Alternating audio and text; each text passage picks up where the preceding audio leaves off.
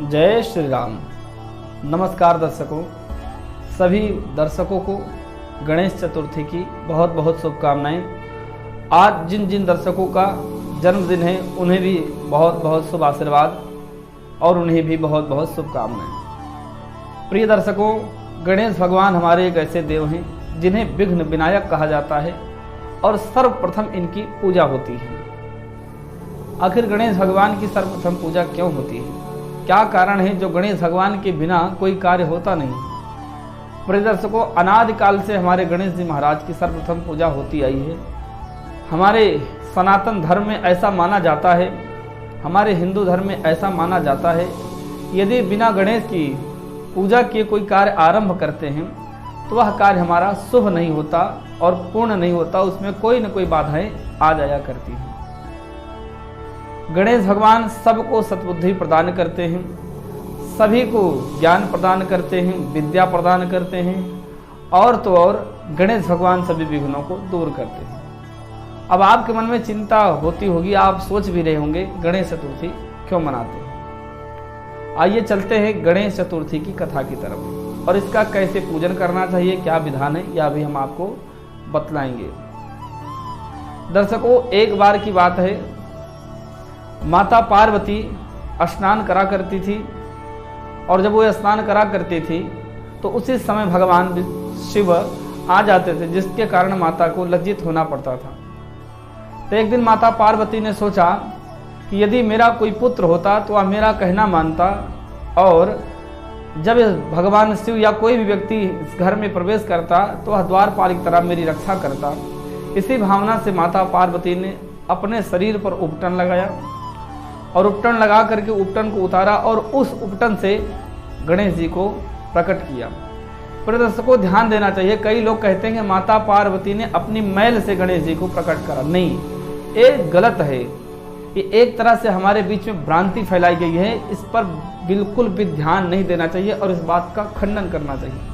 मैल वह होती है जो शरीर की गंदगी होती है, लेकिन उपटन वह होता है जिसमें दुबड़ा घास और हल्दी इत्यादि मिला करके बनाया जाता है, जिस उपटन में नाना प्रकार की खुशबू होती है। उसी उपटन से माता पार्वती ने गणेश जी को प्रकट किया और जब गणेश जी को प्रकट किया तो गणेश जी ने हाथ जोड़कर कहा कि हे मातेश्वरी, आप मुझे आज्ञा दो, मैं आपकी क्या सेवा करूं। तो माता ने कहा, हे गणेश पुत्र, आप द्वारपाल की तरह विराजमान हो और द्वार पर वहां पर रहना, जब तक मेरी आज्ञा ना हो तब तक किसी को घर में आने मत देना। ऐसा कह के माता पार्वती स्नान करने लगी और इतने में शंकर भगवान भजन इत्यादि करके जैसे ही कुटिया में प्रवेश करने चले, वैसे ही गणेश भगवान ने रोक लिया और उन्हें अंदर जाने नहीं दिया। भगवान शंकर ने बहुत प्रयास करा, परंतु गणेश भगवान हठी होने के कारण उन्हें अंदर नहीं जाने दिए और उन्होंने कहा, जब तक मेरी माँ की आज्ञा नहीं होगी तब तक कोई भी गृह में प्रवेश नहीं कर सकता। भगवान शिव जब प्रयास करते रहे, अनेक गणों ने भी प्रयास करा, बहुत देवी देवताओं ने प्रयास करा, गणेश भगवान नहीं माने। तो शंकर भगवान ने अपने त्रिशूल से गणेश भगवान के सिर को काट दिया।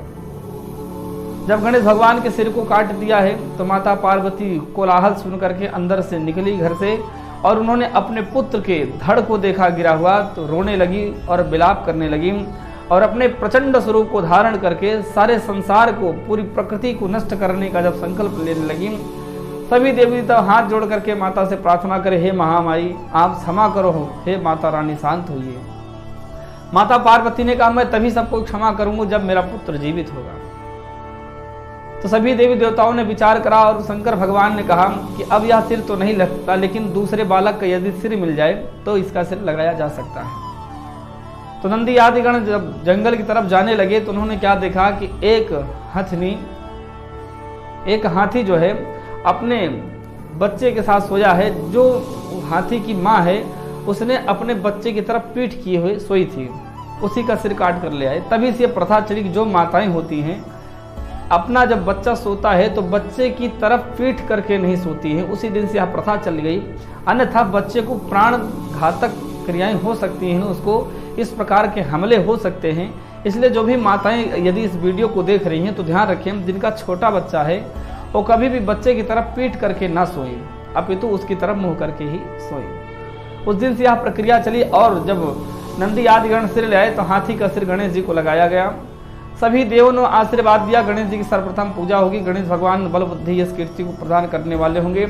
और साथ ही कहा कि जो इस दिन गणेश चतुर्थी के दिन भगवान गणेश जी की पूजा करेगा उसके घर में धन धान की वृद्धि होगी और उसके समस्त कार्यों से विघ्न दूर होंगे और उससे मनवांछित फल की प्राप्ति होगी। यह तो रही कथा कि गणेश चतुर्थी क्यों मनाई जाती है।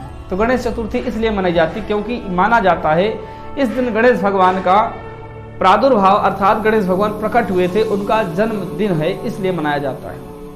अब चलते हैं इनका पूजन में विशेष क्या करना चाहिए। गणेश जी की पूजा में विशेष हमें पवित्र होकर के शुद्ध आचमन इत्यादि करके गंगा जल पान करके बैठना चाहिए, शुद्ध जल और शुद्ध स्नान करना चाहिए। तदोपरांत भगवान गणेश जी के लिए बढ़िया फूलों की माला और मोदक के लड्डू का भोग लगाना चाहिए और गणेश भगवान की आरती करें।